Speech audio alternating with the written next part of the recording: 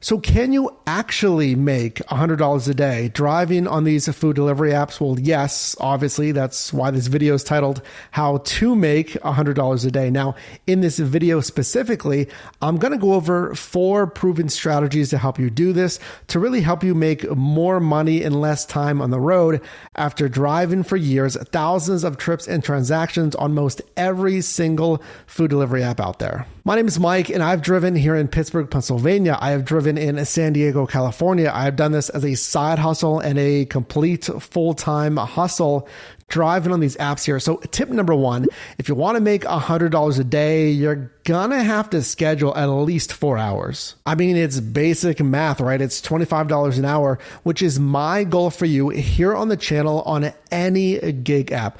Now, I've done it before on food delivery. I've made 100 in less than 4 hours. But that's if your marketplace is super busy for whatever reason. There's high bonuses.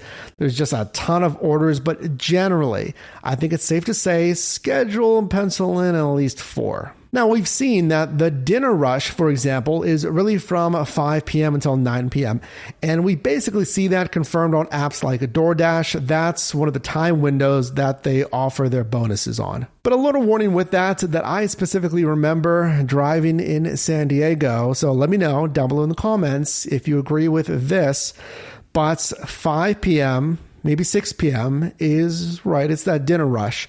What is also 5 until 6 p.m.? That's rush hour. So think about maybe attractive pay bonuses from these apps. It can be really any of the food delivery apps out there. But consider that as offices are letting out, again, rush hour, what have you, just the driving for your specific marketplace.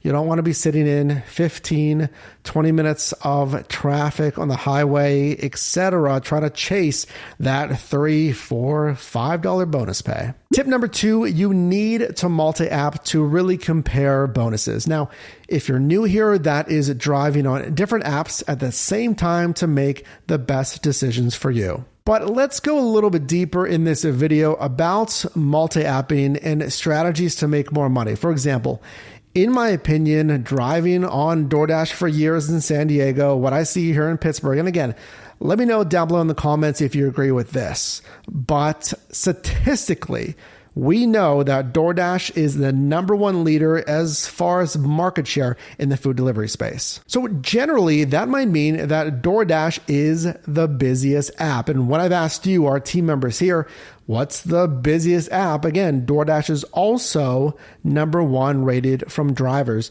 So #1, it's the busiest app. And I would also look at the peak pay, the per delivery bonus of about $1 to $3 on average with a DoorDash. Now, Grubhub, in my opinion, it's kind of the least busy. It's really 3rd place in this food delivery race here, but they may have higher, or really exceptionally higher, single order payouts. So I'm talking like a good payout on a DoorDash would be $12 to $15, and the same with Uber Eats. But what we've seen here in Pittsburgh, that Grubhub sometimes has those 15, 20, and at least one time a $30 payouts for still not a lot of miles. And then with Uber Eats, with multi-apping here, the thing with their app is there's stackable bonuses. So you can get the per delivery bonus, which is called a surge, shown here. But you can also get an earnings multiplier or a rate multiplier called Boost. And you can get both at the same time. And then one more thing, kind of a pretty unique hack. This doesn't happen a ton, but you can definitely use this. With multi-apping, again, you're online, you're waiting for orders to come in, and you're comparing as well as comparing bonuses. If you accept an order, let's say I accept an order on Uber Eats. I've clicked accept and I'm cycling through the rest of my apps and I immediately get another offer. Let's just say on a DoorDash.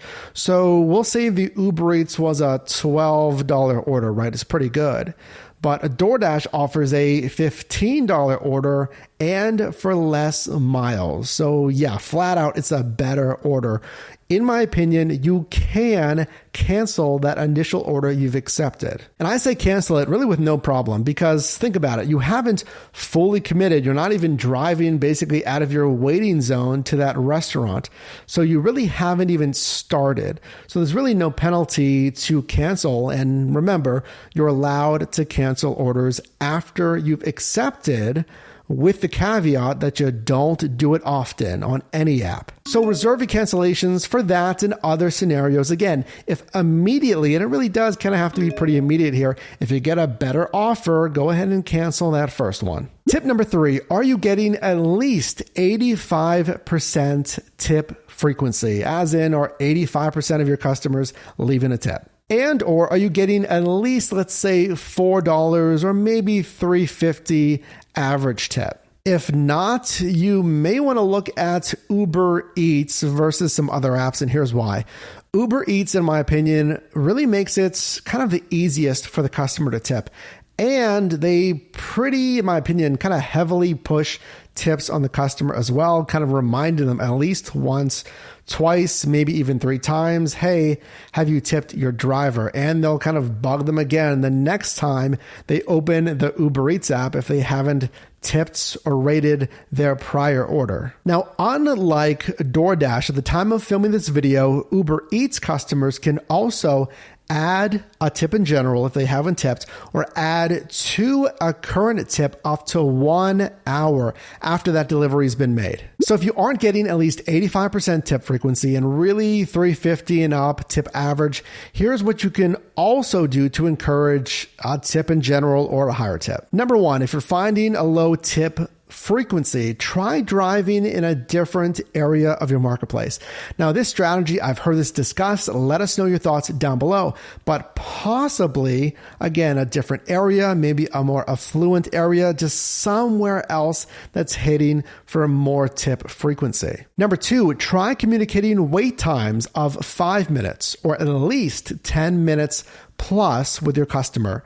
I mean, you're waiting at the restaurants anyway. You could just say, hey, this is so-and-so, your Uber Eats driver. Just want to give you a quick heads up. I'm still waiting for your order at the restaurant. Now, keep in mind, if the wait is exceptionally long, 10, 15 plus minutes, you can also use one of those cancels that we talked about prior that you've reserved because you're not canceling often. Nextly, in the kind of more rare circumstance of in-person drop-offs, especially with large items, large orders that require a pizza bag or a catering bag, I always like to say, kind of specifically mentioning that I have those items. So what I mean by that is if I have like a super big pizza or some of these bags like Outback Steakhouse, Red Lobster, even sometimes KFC, they have these huge bags that's not going to fit in your standard hot and cold bag.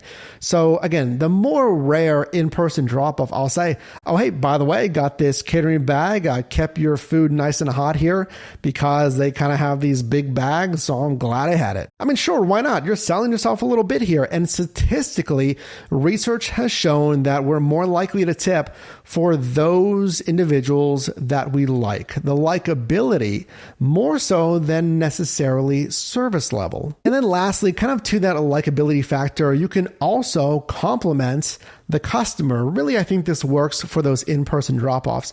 So you can compliment their restaurant choice or the item choice. And I know it sounds silly. Now make this a genuine compliment, but remember the research behind this.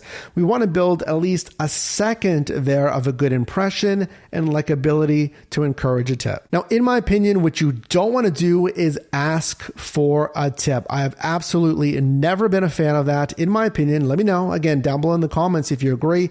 Don't say, hey, would really appreciate a tip, would really appreciate 5 stars in a tip.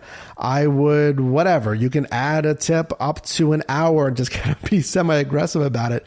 Don't ask for a tip. If you're getting value in this video so far, can you please hit the like button for me as we roll in to our last tip? And that is to set yourself up with stacked orders. And here's how you're going to do it. So a stacked order, if you don't know, it's just 2 or more assignments for one driver. It can usually be 2 orders, rarely, sometimes 3. In fact, let us know. Have you ever got 4 orders at the same time on the same assignment. I don't know, but generally it's going to be 2 orders. So what you want to do is you want to be in power strips. Those are areas that are really dense with restaurants that hopefully you're going to pull more orders from. Nextly, drive during rush shifts when those orders are actually being placed. So the breakfast rush, the lunch rush, and of course that dinner rush. And then thirdly, what I like to do is kind of take my time, just an extra minute or two when arriving to the restaurant, especially when it's really an immediate arrival.